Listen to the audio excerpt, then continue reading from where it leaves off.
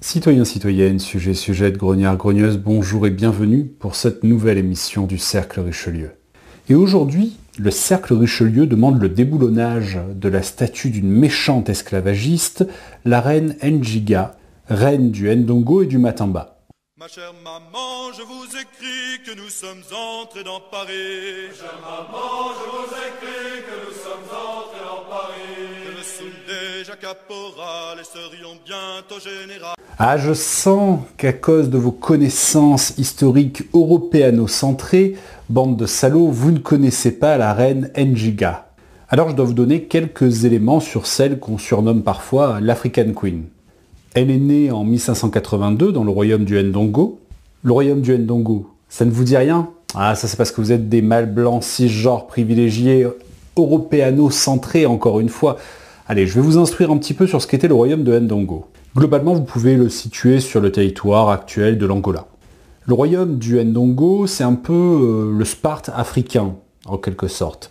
Très axé sur la guerre, sur la discipline, plus que sur la diplomatie.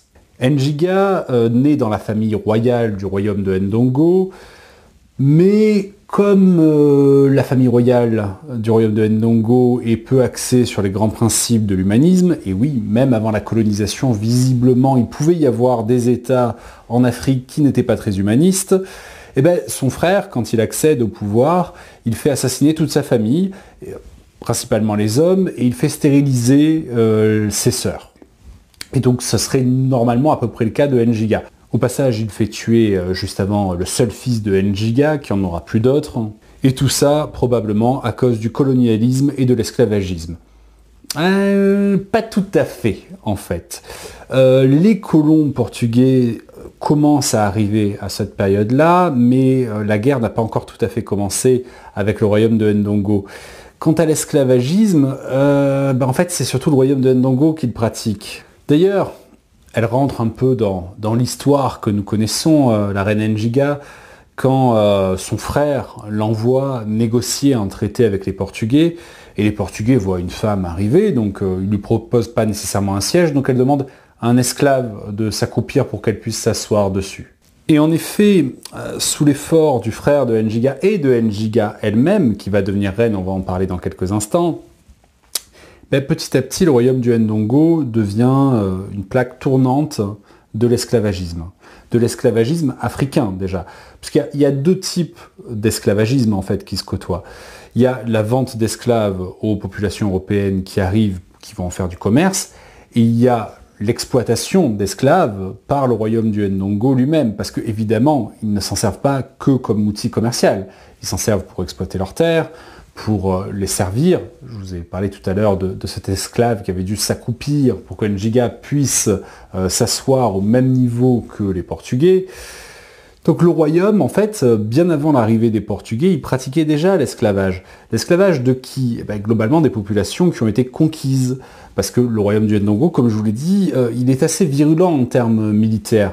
Auparavant, il était sous la dépendance d'un autre royaume, d'un empire en fait, et il a obtenu son indépendance durant la jeunesse de Njiga. À partir de là, c'est devenu l'exploitation commerciale un petit peu. Il fallait bien faire rentrer de l'argent, la guerre c'est de l'argent, et donc un bon moyen de faire rentrer plus rapidement cet argent, c'est d'exploiter comme esclaves les populations nouvellement conquises. Et entre-temps, après ces négociations avec les Portugais, après les premières oppositions entre le royaume et les Portugais, Njiga elle va devenir reine. Pourquoi? Parce que son frère meurt. Alors, historiquement, on ne sait pas nécessairement s'il est mort de mort naturelle ou si sa sœur l'a un petit peu aidé à ça. Donc laissons le bénéfice du doute. En tout cas, Njiga, elle va devenir une héroïne. Encore aujourd'hui, elle est en Angola une héroïne. Elle est même une héroïne africaine, j'ai quasiment envie de vous dire. Oui, pourquoi elle devient une héroïne, Njiga? C'est assez étrange, je veux dire, elle aime bien faire la guerre, elle aime bien conquérir de nouveaux territoires, elle aime bien réduire en esclavage les populations qu'elle a conquises. Donc pourquoi on en fait une héroïne? Bien tout simplement parce qu'elle s'oppose à la colonisation portugaise. Et elle ira même d'ailleurs jusqu'à faire alliance avec les Pays-Bas, quand ils arriveront sur la côte également, contre les Portugais. Alors je vous laisse réfléchir, est-ce que les populations nouvellement conquises par les Portugais ont estimé que leur sort était nécessairement plus terrible que sous le royaume de Ndongo? Je n'en sais rien. En tout cas, aujourd'hui, évidemment, Njiga a pris une dimension tout à fait particulière, c'est celle qui se révolte contre l'Européen qui veut du mal à l'Africain, évidemment. Alors à l'époque, c'était probablement un petit peu différent. Parce que Njiga, quand même, en plus d'être esclavagiste, on va dire que c'est pas l'humanisme qui l'arrête dans ses actions. Si elle doit si elle doit exécuter des prisonniers de guerre, si elle doit exécuter des esclaves, elle le fait et elle ne s'arrête pas. Je pourrais également vous parler de l'initiation qu'elle a reçue auprès des Imbangala. Une initiation à base un petit peu de cannibalisme, tout de même. Et de cannibalisme particulièrement, à votre avis, qui est la cible privilégiée quand on doit faire un sacrifice? C'est plutôt les esclaves, encore une fois. Alors arrêtons-nous là un instant. Aujourd'hui, Njiga a droit à une statue. Alors je vais avoir besoin de mes notes pour vous dire le lieu. Kinaxisi. Voilà, j'espère que je l'ai bien prononcé. Elle a le droit aussi à une avenue à Luanda. Elle a le droit aussi à une pièce angolaise, à son effigie. C'est une héroïne. Mais une question que j'ai envie de vous poser. Pourquoi, malgré son passé d'esclavagiste, de vrai esclavagiste, je veux dire, là, c'est pas une question de historien français, africain, etc. C'est une esclavagiste. C'est un fait. Voilà, historiquement reconnu. Donc pourquoi, malgré son passé d'esclavagiste, personne ne songe à déboulonner la statue de Njiga? Pourquoi on lui accorde tous ces honneurs? Principalement pour deux raisons. La première, c'est que la mémoire est sélective. On préfère se rappeler les symboles. Et la deuxième, c'est qu'au final, tout le monde s'en fout de l'esclavage pour une raison très simple, c'est que tous les peuples de l'humanité ont pratiqué l'esclavage. C'est quelque chose de terrible à dire. Ne pensez pas que moi, ça ne me fait rien d'imaginer la mise en esclavage de moi-même, de ma famille, de proches à moi. N'imaginez pas que je cautionne l'esclavage, même dans le passé. Simplement, tous les peuples l'ont pratiqué. Les Aztèques, avant l'arrivée des Espagnols, les peuples asiatiques, chinois, indiens ont également pratiqué l'esclavage. Tous les peuples de l'humanité ont pratiqué l'esclavage. Donc en fait, la question de l'esclavage, dans la réalité, tout le monde s'en fout. Parce que c'est autre chose qui se joue derrière. Sinon, on aurait déboulonné la statue de Njiga. Ça, c'est une évidence. L'esclavagisme ou le colonialisme ne sont que des excuses invoquées par certains pour justifier leurs demandes. Leur demande de quoi? Leur demande d'avoir une place encore plus importante que celle que numériquement ils ont dans la société. Je vais vous dire, je ne veux pas spécialement déboulonner la statue de Njiga. Ça me semble stupide en fait. Elle est devenue un symbole pour son pays et c'est une bonne chose que les peuples aient besoin de symboles, qu'ils aient besoin de modèles dans le passé. Ça a été une reine, elle a agi selon les normes morales de son époque et du royaume dans lequel elle a grandi, le royaume de Ndongo. Pourquoi devrais-je la juger pour ça? Objectivement, aucune raison. Elle s'est battue, elle est devenue un symbole pour son peuple et les peuples ont besoin de symboles. Donc, laissez-nous nos symboles, nos statues. C'était Alexandre du Cercle Richelieu.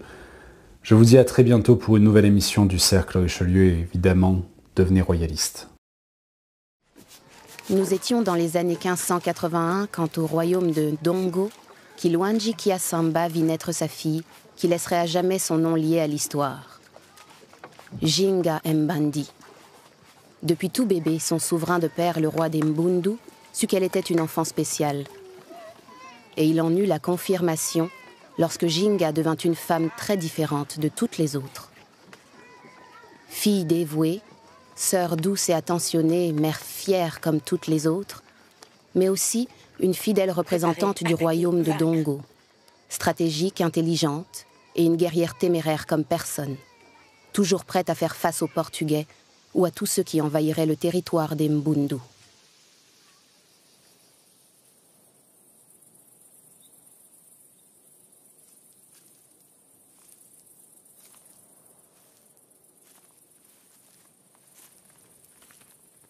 Pointez! Lancez! Avancez!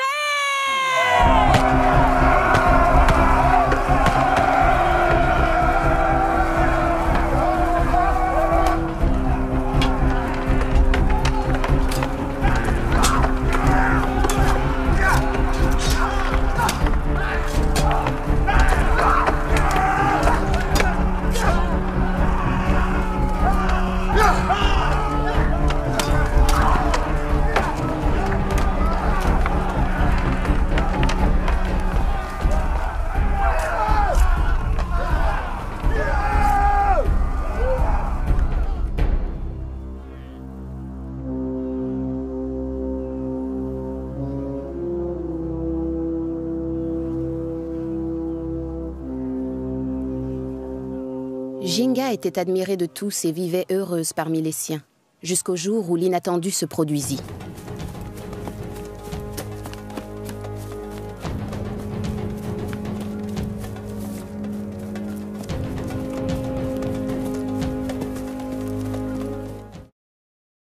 Ma chère maman, je vous écris que nous sommes entrés dans Paris. Ma chère maman, je vous écris que nous sommes entrés dans Paris. Que le Sunday, Jacques Caporal et serions bientôt général.